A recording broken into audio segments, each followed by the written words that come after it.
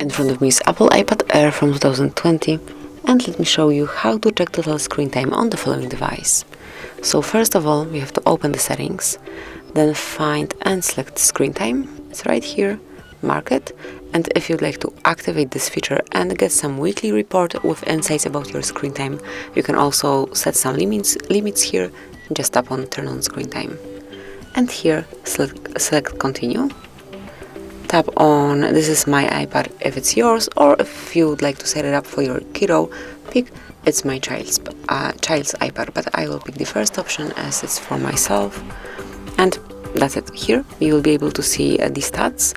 You can set some downtime, app limits, communication limits, always allowed, and so on.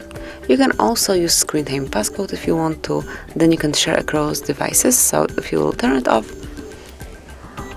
you will not be able to see any device which is connected via iCloud with your device with the same iCloud account, but if it's active, it will be some all together. Then you can also set up screen time for family if you want to, for some more devices, and obviously you can turn it off by tapping on turn off screen timeout. So basically that would be all. This is how you can check screen time, how you can set some daily limits. Thank you for watching.